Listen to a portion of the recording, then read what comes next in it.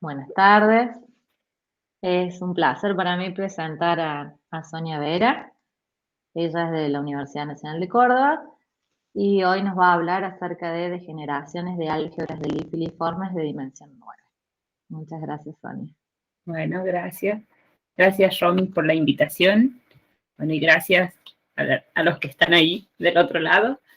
Bueno, yo voy a hablar sobre este trabajo de generaciones, de álgebras de Lie, de filiformes de dimensión 9, que es un trabajo que hicimos con Felipe Herrera Granada, que hizo su doctorado acá en la Universidad de Córdoba, ahora está en la Universidad de Colombia, en Manizales, y con Oscar Márquez, que también hizo su doctorado acá en Córdoba, y actualmente está en Santa Marta, en Brasil. Este fue un trabajo que lo habíamos empezado hace bastante, lo dejamos, y bueno, y el año pasado, en medio de toda esta, de la cuarentena, decidimos retomarlo y terminarlo. Bueno, las degeneraciones es un aporte al estudio de la variedad de las álgebras de Lie. Entonces vamos a ver por qué las álgebras de Lie forman una variedad algebraica.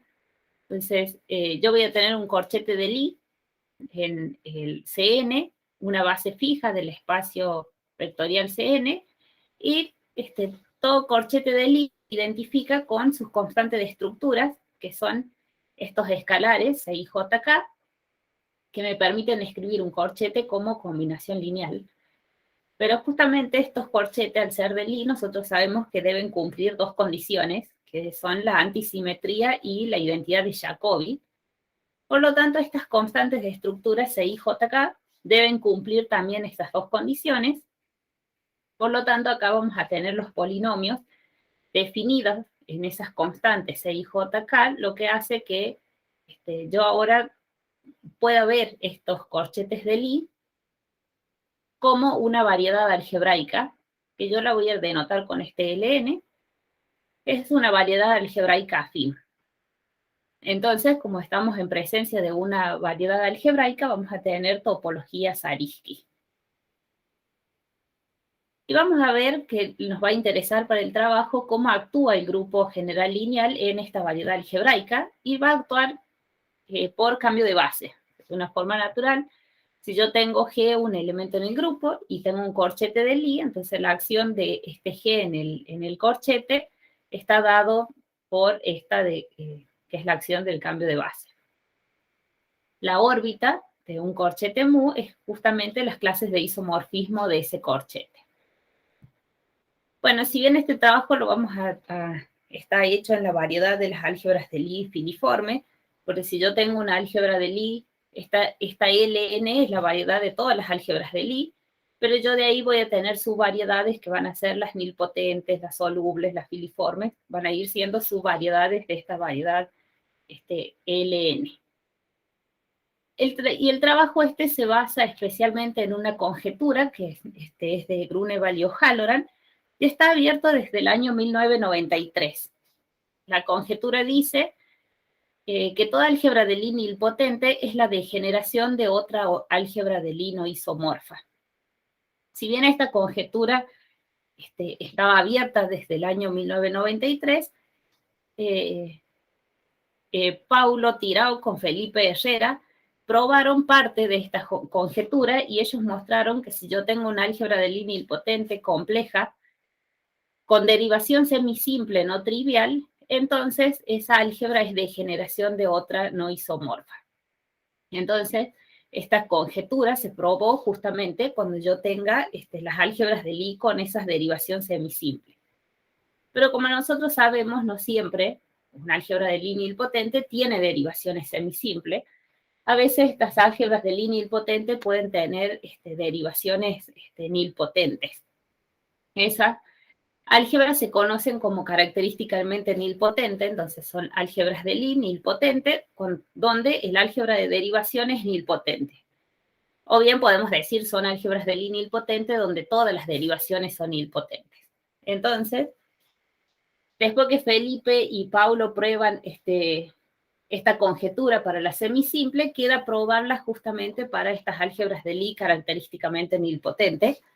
Entonces eso es lo que nosotros hicimos. Tomamos estas álgebras de Lie filiforme, de dimensión 9, seleccionamos las que son característicamente nilpotentes, porque las que no son características nilpotentes ya estaban probadas, y a esas probamos que justamente son degeneraciones de otra no isomorfa.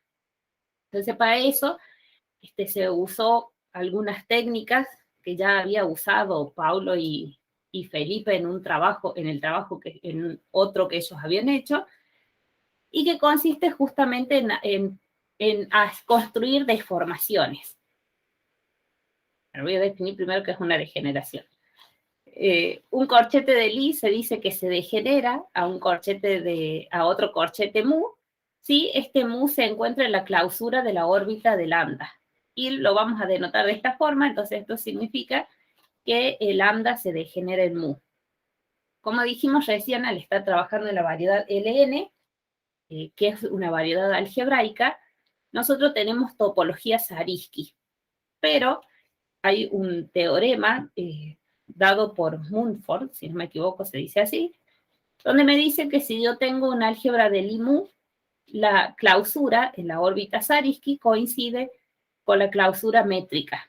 Entonces, si yo uso esta propiedad, el trabajo de poder encontrar una degeneración de un corchete de Lie se reduce a encontrar una familia en el grupo GLNDC, donde el límite, con el t tiende a 0 de este G actuando en lambda, me dé como resultado el mu. Entonces, esto es lo que nosotros vamos a usar y es lo que vamos a hacer para justamente probar lo que queríamos. Entonces vamos a buscar, dada un álgebra de Lie, esta familia G que cuando yo tienda el límite me dé justamente el mu, y de esa forma yo voy a poder concluir que justamente esta álgebra lambda se degenera a una mu. Como dije hace un rato, para poder probar esto, nosotros lo que usamos fueron hacer deformaciones. No cualquier tipo de deformaciones, sino que deformaciones lineales. ¿Qué es una deformación lineal? Una deformación lineal es una familia de álgebras de Lie que está formada por el mu, que es el corchete al que estoy deformando, más el t por un phi, donde este phi no es cualquier cosa, sino que es justamente un corchete de Lie también, y es un 2 cociclo de este corchete mu.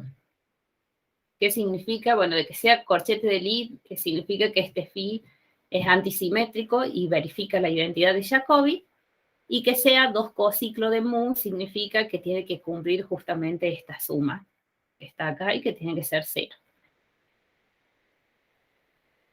Entonces, de todas estas deformaciones, las que a nosotros no es que yo voy a tomar un 2 cociclo que sea corchete de Lie y me construye una deformación lineal y esa me puede andar, sino que yo voy a usar deformaciones particulares y voy a tratar de buscar las no triviales. ¿Qué significa que una deformación sea no trivial?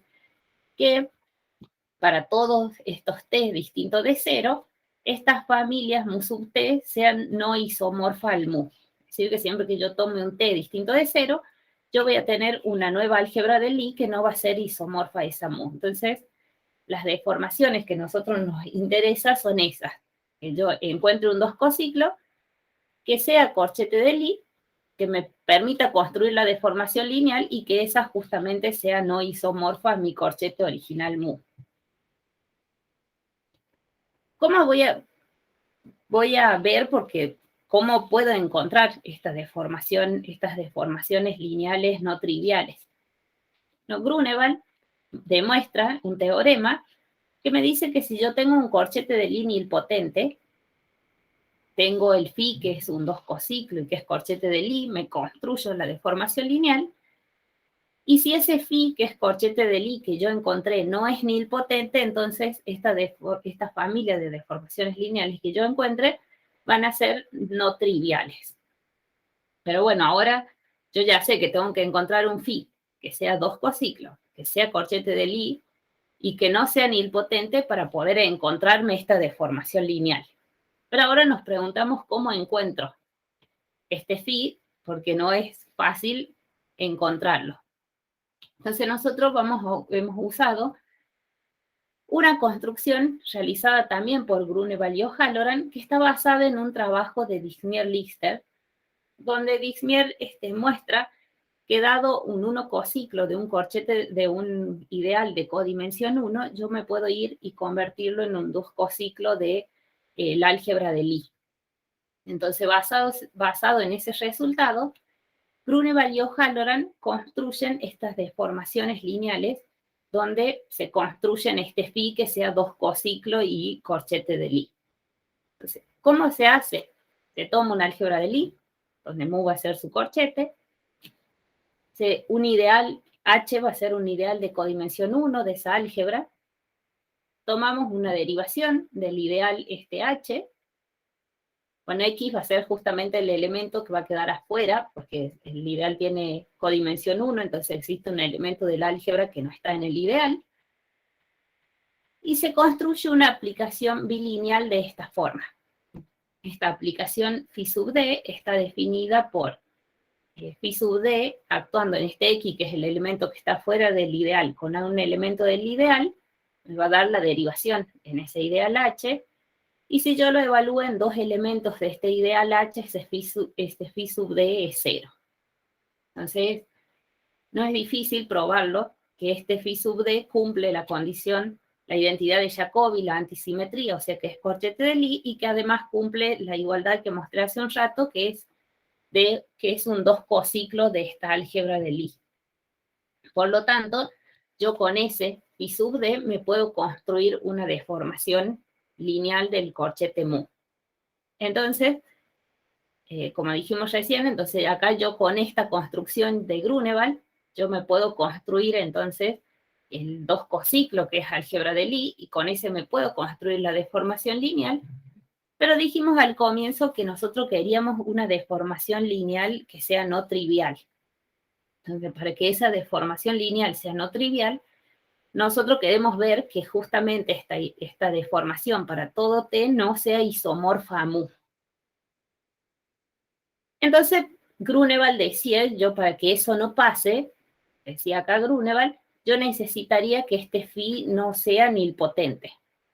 Entonces, Grunewald muestra este teorema y me dice que si yo tengo una álgebra de Lie nilpotente, H mi ideal de codimensión 1, y D, que es la derivación esta que toma acá en la construcción, es una derivación semisimple, entonces la deformación lineal que yo me construya G de esta forma va a ser no trivial porque justamente no va a ser nilpotente, va a ser una familia de álgebras de Lie solubles no nilpotente y por lo tanto no va a ser isomorfa mi álgebra original que es nilpotente.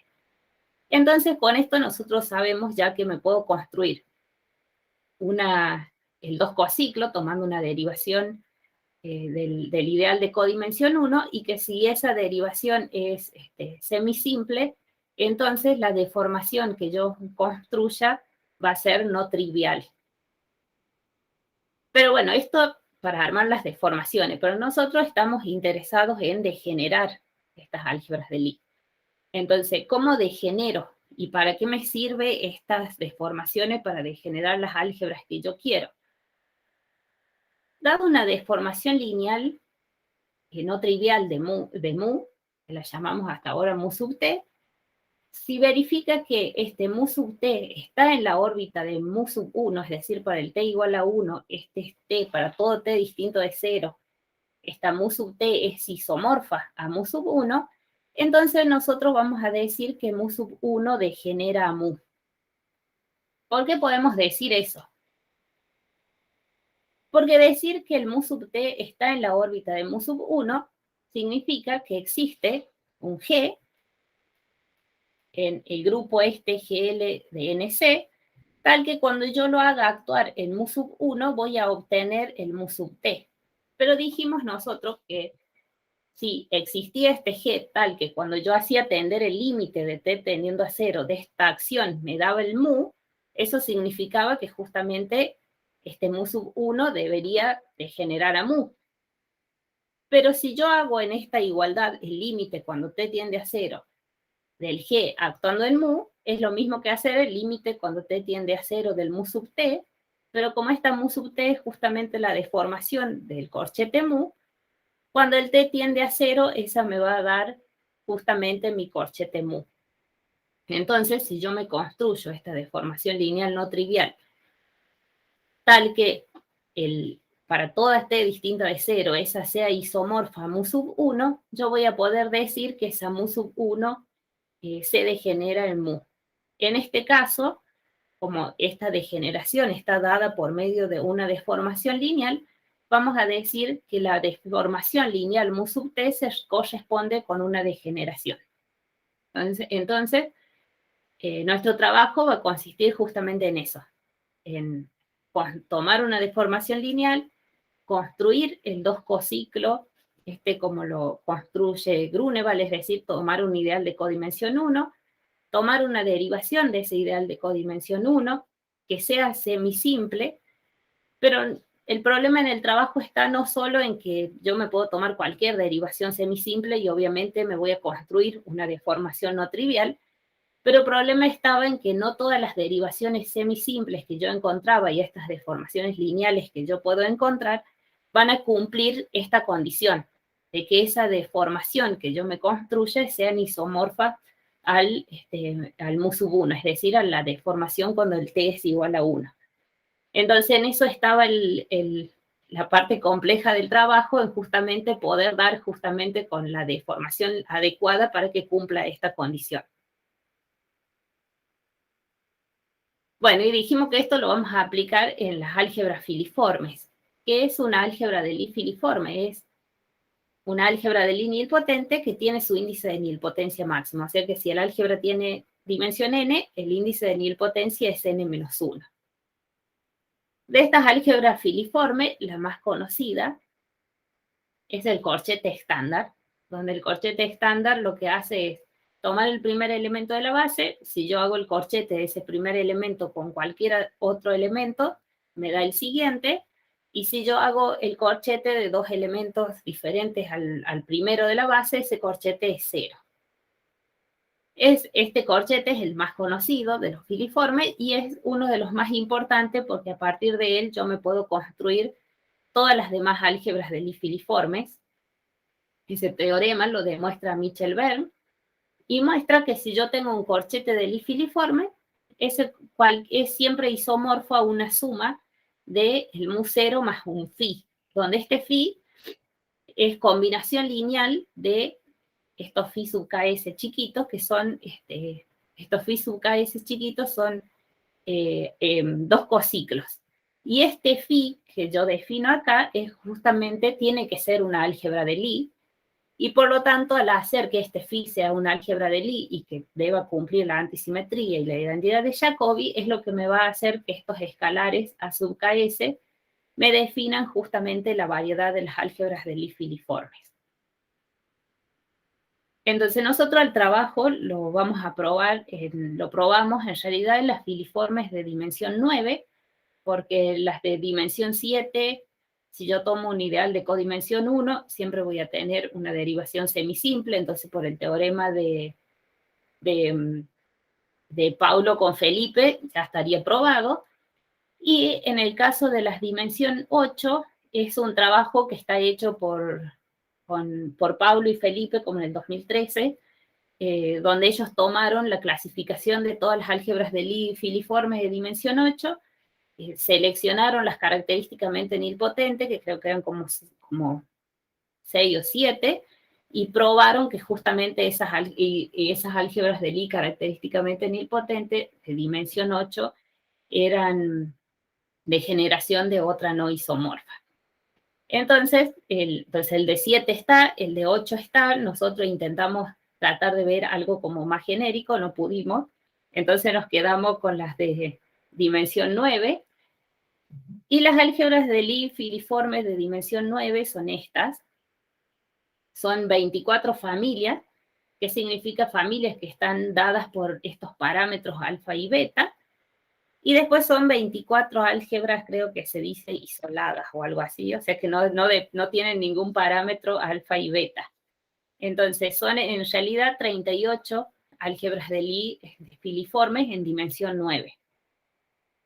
Entonces de estas 38 familias nosotros probamos que justamente todas estas álgebras de Lie complejas de dimensión 9 son de generación de una álgebra de Lie soluble. ¿Por qué soluble? Porque justamente vamos a hacer, como dije recién, vamos a hacer la deformación esta lineal, vamos a usar la construcción de Grunewald, vamos a tomar un ideal de codimensión 1, vamos a tomar una derivación que sea semisimple y vamos a construir esa deformación lineal no trivial.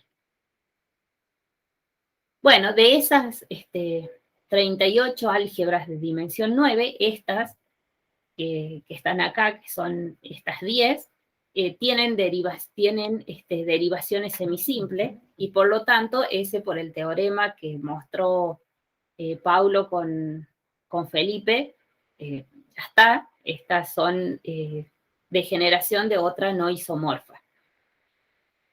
Entonces nos quedan las otras 24 familias para probar que son realmente de generación de otra álgebra de Lie. La prueba, que son justamente todas estas, la prueba de probar que estas álgebras, que son justamente las característicamente nilpotentes de dimensión 9, no son de generación de otra álgebra de Lie, la prueba se hizo dividiendo las álgebras en distintos grupos. En realidad lo que hicimos primero fue trabajarlas a uno por separada, hasta que nos dimos cuenta que había algunas que eran muy parecidas, que tenían cosas parecidas, entonces las fuimos dividiendo en pequeños grupos, y fuimos tomando distintos grupos, y de esos grupos lo que hicimos es justamente construir una derivación no trivial, que en este caso, por ejemplo, la álgebra, que todas las otras que no eran estas 5 que quedaron aquí, le encontramos, tomamos una base adaptada de las álgebras, tomamos un ideal de codimensión 1, que tenía base, fíjense que la base acá es I1, I3, hasta I9, es decir, que quedó fuera el elemento I2 de la base de la álgebra, y nos construimos una derivación que tiene esta pinta. Este K que aparece acá en esta es justamente un entero mayor o igual que 2, que depende de la álgebra que nosotros trabajamos, el valor que toma K. Estas C son las constantes de estructura de cada una de las álgebras.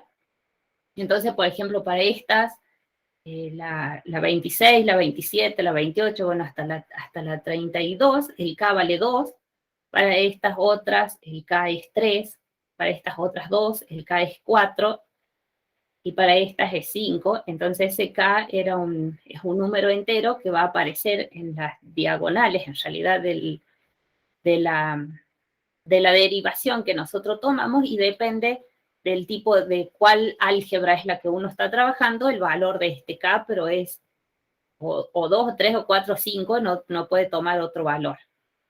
Entonces formamos con esta derivación, para todas estas álgebras, la deformación lineal, que estaba dada por mu más t por el phi d, sería acá, donde el phi d era justamente cuando yo haga en este caso el I2, que es el que está fuera del álgebra, con alguno de estos otros I, me va a dar la derivación evaluada en alguno de estos I, y cuando yo haga el phi sub d en alguno de estos elementos del ideal, eso va a ser 0.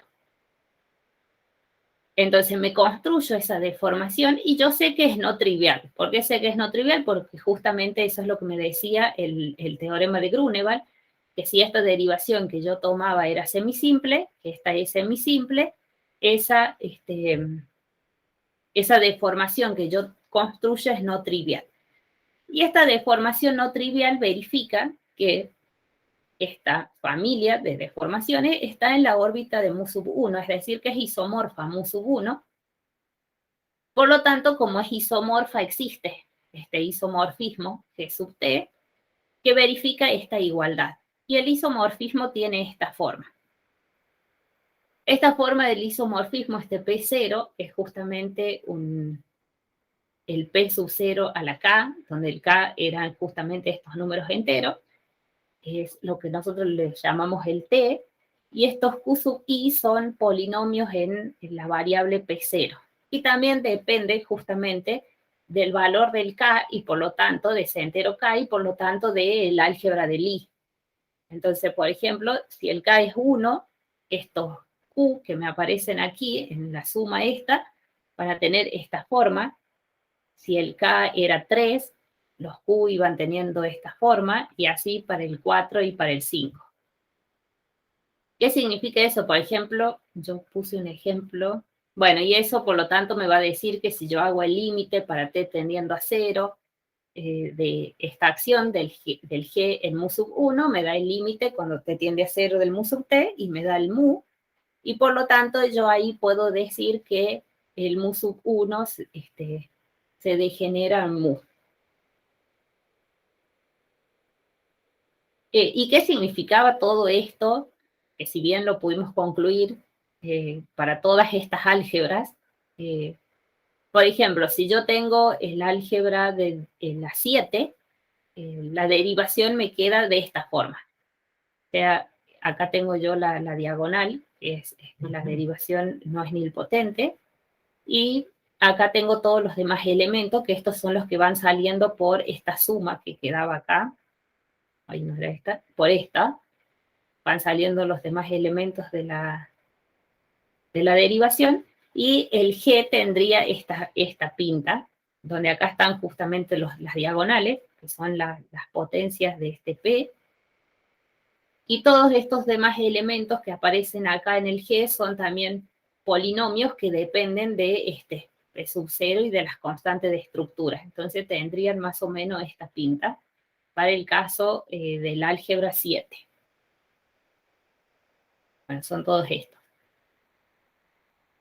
Bueno, estos polinomios,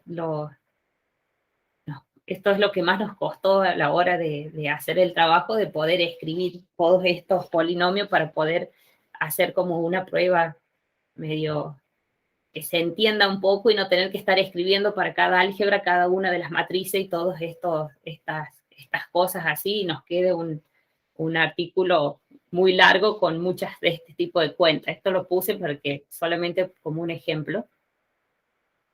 Y si el álgebra era alguna de las que habían quedado afuera, y acá fíjense que a mí me habían quedado afuera 5 y acá tengo 4, y después les voy a explicar qué pasa con la que no está.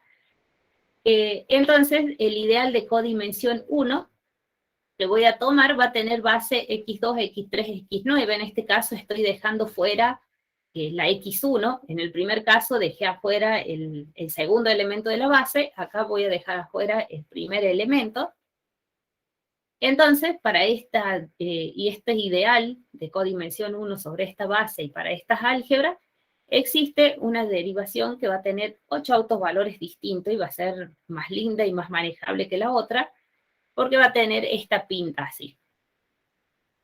Entonces, esta es la derivación para estas 4 álgebras de Lie, y estos D también dependen del álgebra que yo esté trabajando, por lo tanto de sus constantes de estructura, de los parámetros alfas y betas que tengan, y esos D son estos para cada una de estas álgebras. Acá me falta la 20, porque la 20 dependía de justamente estos valores que tome el alfa y beta.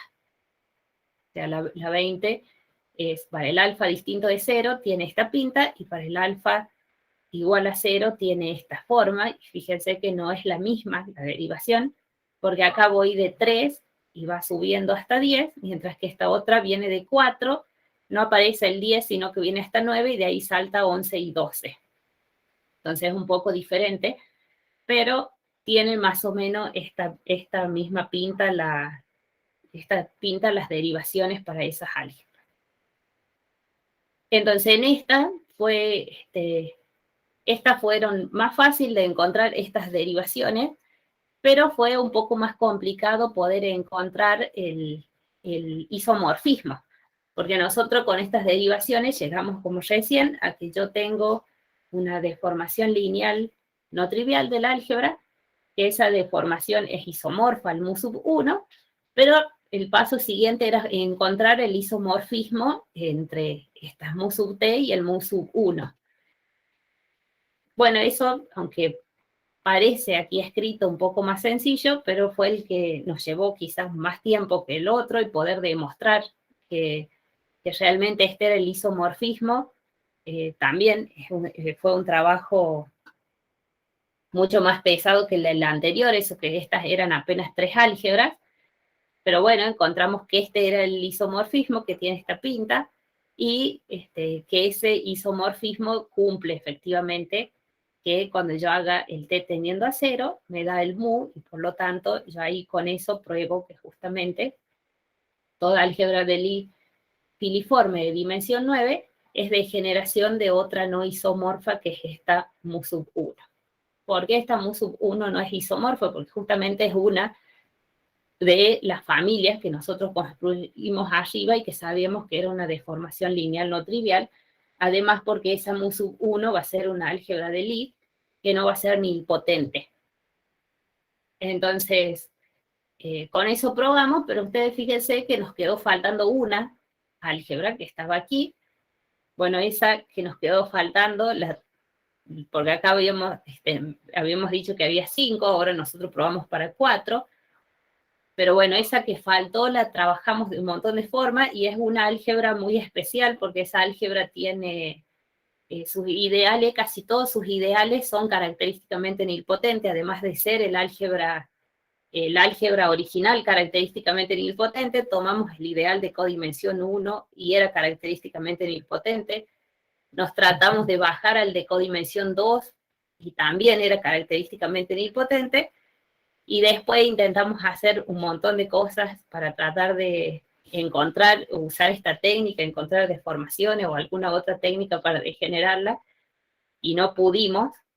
Entonces nos quedó esa álgebra fuera, pero bueno, nos faltó solo uno, y con esa pudimos demostrar que, bueno, si hubiésemos encontrado esa, probábamos que todas las filiformes de dimensión 9 son justamente una deformación no trivial de otra no isomorfa, que justamente no es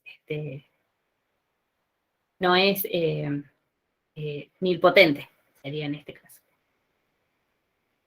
Bueno, según yo había preparado mi charla para 50 minutos, pero bueno, la prueba de esta, que está aquí, que es bastante complicado, bueno, no la puse, porque usa muchas cosas que me parecían no contarlas, pero bueno, si a alguno le interesa y lo quiere leer, está ahí en el trabajo con los chicos. Y bueno, el seminario más corto del mundo. Muchas gracias. Gracias, Sonia.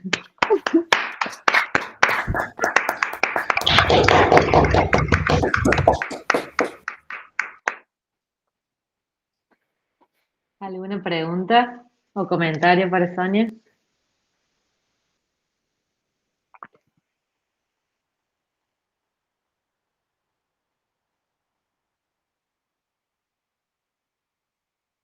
Bueno, si no hay ninguna pregunta, entonces le agradecemos de vuelta. Muchas gracias.